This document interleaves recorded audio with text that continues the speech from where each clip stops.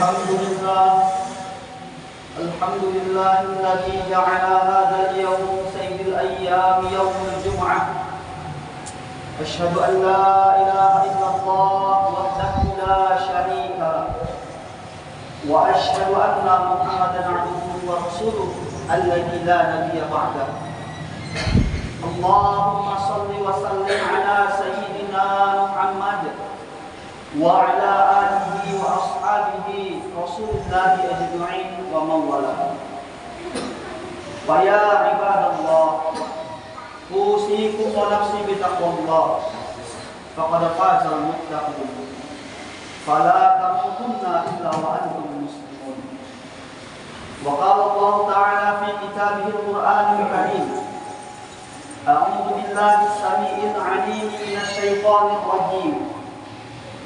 لقد كان لكم في رسول الله أسوة حسنة.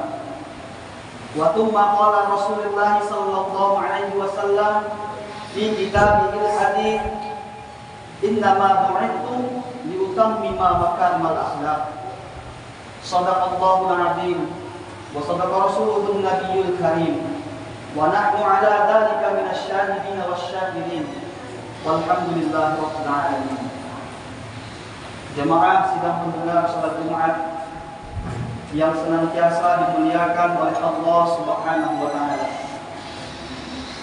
Kembali kita memuji dan bersyukur kepada Allah Subhanahu wa taala pada kesempatan yang mulia, pada hari yang barokah, hari Jumat. Pada kesempatan yang luar biasa ini, ternyata kita masih dipilih Allah sebagai orang yang mendapatkan hidayah, sebagai orang yang masih mendapatkan kesadaran. Dan tanda syukur hamba Allah itu ketika apa yang diberikan oleh Allah, apa yang dikaruniakan oleh Allah, baik itu mata, tangan, kaki dan sebagainya, kita gunakan ke jalan yang diridhoi, kita gunakan ke jalan yang disukai oleh Allah Subhanahu wa taala. Dengan memainkan tangan kita, melangkahkan kaki kita dari rumah masing-masing menuju masjid yang mulia ini, maka itu merupakan salah satu tanda bukti bahwa kita masih bersyukur kepada Allah Subhanahu wa taala. Allah tak minta untuk dibayar nikmatnya, Allah tak minta untuk diganti nikmatnya. Andai kata Allah minta bayar pun, walaupun hanya 500 doang, tapi bayangkan satu hari berapa kali kita bernapas. Bahkan kalau kita mau hitung nikmat Allah yang begitu luas, Allah tantang dalam Al-Quran dengan ayat: wa in ta'uddu nikmat Allah. Jikalau kamu ingin menghitung nikmat Allah, tafadhol, silahkan. Tapi ingat, la tuhsuha, la tuhsuha. Niscaya kita tidak akan sanggup. Allah tak minta untuk diganti nikmat, Allah tak minta untuk dibayar nikmat, tapi yang Allah minta hanya satu. Ayatnya jelas dalam surah Al-Ibrahim ayat 7. La in syakartum la azidannakum wa la in kafartum inna adzabi lasyadid. Bila mana kita bersyukur kepada Allah, niscaya akan ditambah nikmat oleh Allah. Sudah bersyukur ditambah lagi. Walain kafartum, apabila kita berkufur, ada ancaman. Inna adabi, innanya itu adalah harfu taukid, huruf penguat. Ketika ada inna dalam Al-Quran, menunjukkan bahwasanya itu ada kesungguhan, ada penguatan, ada keseriusan. Inna, sungguh, adabi, azabku, la syadid, sangatlah pedih. Jamaah sidang pendengar salat Jumat yang senantiasa dimuliakan oleh Allah Subhanahu wa taala. Berselawat kepada Rasulullah sallallahu alaihi wasallam dengan ucapan Allahumma shalli ala sayyidina Muhammad wa ala ali sayyidina Muhammad. Kami selaku khatib mengajak hadirin sekalian, khususnya pribadi, agar senantiasa meningkatkan keimanan dan ketakwaan kita kepada Allah Subhanahu wa taala. Mengingat kembali yang terjadi di bulan lalu, yang hari ini tanggal 27 hari Jumat bulan Oktober. Dan ternyata menurut hitungan hijriahnya hari ini adalah tanggal 12 bulan Rabiul Akhir. Pas 1 bulan yang lalu kita memperingati kelahiran Nabi Muhammad sallallahu alaihi wasallam, di mana peristiwa yang sangat bersejarah, sangat jelas terletak dalam surah Al-Fil. Digambarkan seorang raja yang ingin hendak menghancurkan kota Ka'bah, yang menghancurkan Mekah, berada di kota Ka'bah, yang ketika itu dia membawa pasukan bergajah, tentara yang mengendarai gajah, tetapi belum sempat maksud dan tujuan tercapai, Allah kirimkan burung ababil yang membawa batu, kemudian terjadi ledakan-ledakan. Sebagaimana ayatnya, faja'alahum ka'asfin ma'kul, maka jadilah mereka seperti daun yang terbakar. Kemudian diteliti oleh orang-orang kafir, orang barat. Mereka lihat tafsirnya menurut tafsir Ibnu Katsir, mereka lihat menurut tafsir Jalalain. Mereka teliti, ternyata dalam tafsirnya di sana terjadi ledakan yang sangat luar biasa. Mereka datang ke Ka'bah, mereka teliti apa yang membuat terjadi peristiwa yang luar biasa di Mekah. Batunya mereka ambil. Setelah batu itu diteliti, ternyata di dalam unsur molekul-molekul terkecil itu, partikel-partikel terkecil itu, ketika unsur negatif dan positif disatukan, terjadilah sebuah ledakan. Inilah asal muasal kemudian penemuan bom yang hari ini dikembangkan menjadi senjata yang membunuh saudara-saudara kita di Palestina.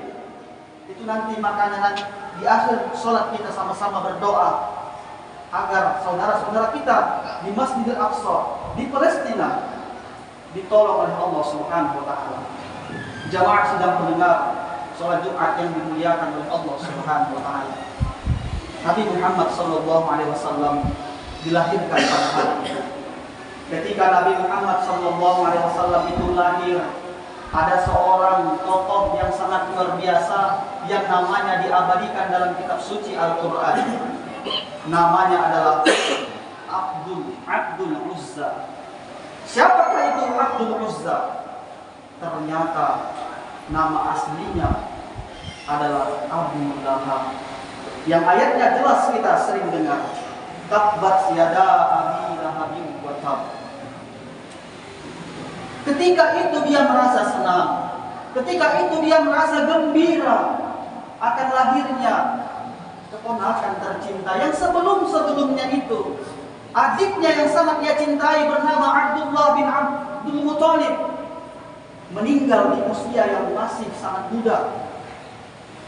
Lahirnya Nabi Muhammad SAW, ia menganggap bahwa ini adalah pengganti adiknya. Karena rasa senang dan bahagia itu, kemudian Abu Lahab membebaskan seorang budak, seorang hamba yang bernama Su'aibah. Akhirnya Su'aibah menjadi ibu susuan Nabi Muhammad yang pertama sebelum masuk Halimatus Sa'diyah. Tapi ini jarang kita jumpa dalam sejarah, karena Su'aibah hanya menyusui Nabi beberapa hari saja. Jamaah sidang pendengar sholat Jumat yang dimuliakan oleh Allah Subhanahu wa taala. Hingga akhirnya Abu Lahab yang sama-sama kita tahu dijamin masuk neraka setiap hari Senin, siksaannya diringankan oleh Allah Subhanahu wa taala karena rasa bahagia lahirnya Nabi Muhammad SAW. Maka yang ingin khatib sampaikan pada Jumat kali yang berbahagia ini, jika Abu Lahab saja, Abdul Uzza bin Abu Thalib bin Abdul Muthalib saja setiap hari Senin mendapatkan keringanan siksa dalam kubur karena bahagia, karena senang dengan lahirnya Nabi Muhammad SAW, padahal dia sudah dijamin masuk neraka, nggak akan pernah masuk surga. Apalagi kita bukan orang yang dijamin Allah masuk neraka. ada cikal bakal kita akan masuk surga. Maka daripada itu, alhamdulillah semangat kita merayakan kelahiran Nabi Muhammad SAW ini terjadi di mana-mana. Di daerah Semadang, kemudian kampung sebelahnya, dan kampung-kampung kita tentunya. Semua kompak, serempak, meskipun waktunya berbeda, tapi semua sama-sama melaksanakan peringatan Maulid Nabi Muhammad SAW. Jamaah sedang pendengar sholat Jumat yang dimuliakan oleh Allah Subhanahu wa Ta'ala. Andai kita bacakan seluruh kisah riwayat kehidupan Nabi Muhammad SAW, tentu waktu yang terbatas, waktu yang tidak akan cukup. Maka pada Jumat kali yang berbahagia ini, khatib akan mengutip sebuah kisah menarik yang mudah-mudahan ini bisa kita terapkan kepada keluarga kita, kepada anak-anak kita, terutama generasi-generasi kita ke depan. Karena hayatus subban, hidupnya suatu negara, hidupnya suatu bangsa, biyadil adiyan, pada tangan pemuda. Jamaah sedang mendengar sholat Jumat yang dimuliakan oleh Allah Subhanahu wa Ta'ala. Ketika Rasulullah SAW hendak berdakwah, hendak mengajak umat, dia selalu melewati satu tempat. Yang tempat itu ketika dilewati selalu mendapatkan diludahi oleh orang kafir Quraisy, dilempari dengan kotoran. Tapi Rasulullah SAW selalu memaafkan. Setiap hari, hingga suatu ketika melewati gang yang sama, dia temukan orang yang biasa melemparinya kotoran dengan mudah itu tidak ada. Dia bertanya kepada sahabatnya malaikat Jibril, "Wahai Jibril, di mana orang yang selama ini menjahati saya?" Kemudian Jibril menjawab, "Ketahuilah Rasulullah bahwa hari ini orang itu sedang sakit." Pulang Rasulullah, tak jadi berdakwah. Dia ambil buah kurma, dia bawa untuk kemudian menjenguk orang yang jahat sama dia.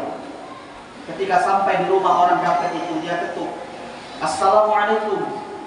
Dari dalam menjawab, "Siapa itu?" "Saya Muhammad." Bergetar ketakutan. Jangan-jangan Nabi Muhammad datang hari ini mau balas dendam. Kemarin saya sehat, kemarin saya kuat, hari ini saya lemah. Saya nggak bisa ngapa-ngapain. Ternyata sampai di dalam, Nabi Muhammad bertanya kepada orang itu, "Kaifa hal? Bagaimana kabarmu?" "Syafaqallah, mudah-mudahan Allah sembuhkan kamu." "Cepat sembuh ya," katanya. Dibawanya lah buah kurma, dibawanya makanan sebagai buah tangan untuk diberikan kepada orang kafir tadi. Lantas apa jawaban orang kafir itu? "Ya Rasulullah, saya tak menyangka kau begitu baik padaku. Hari ini, detik ini, teman-teman yang sama-sama kami meludahimu, sama-sama kami melempari kotoran, bahkan tak datang untuk menjengukku. Kau musuhku, tapi kau datang menjengukku ya Rasulullah. Maka hari ini dengarkanlah, saksikanlah, asyhadu an la ilaha illallah wa asyhadu anna Muhammadar Rasulullah." Masuk Islam orang kafir tadi. Maka benar firman Allah yang terletak dalam surah Al-Ahzab ayat 21. "Laqad kana lakum fi Rasulillahi uswatun hasanah." Sesungguhnya telah ada pada diri Rasulullah SAW itu suri tauladan yang baik. Apa yang dapat kita tertiru dari kisah menarik ini? Tentu adalah berusaha sebisa mungkin untuk mengendalikan emosi, terutama orang yang jahat dengan kita. Kalau bisa kita maafkan. Inilah akhlak Rasulullah SAW. Bahkan Rasulullah SAW mengatakan dalam sabdanya yang mulia, "Innama bu'ithu liutammima makarimal akhlak." Sesungguhnya aku diutus ke dunia ini hanya untuk menyempurnakan akhlak. Barangkali ini saja yang dapat Habib sampaikan. Mudah-mudahan bermanfaat buat kita semua khususnya pribadi. Amin amin ya rabbal alamin. Barakallahu li wa lakum fil Qur'anil Azimil Karim wa nafa'ani wa iyyakum bima fihi minal ayati wal dhikril hakim wa taqabbalallahu minna wa minkum tilawatahu innahu huwas samiul alim. Alhamdulillah rabbil alamin wa bihi nasta'in ala umuri dunya waddin.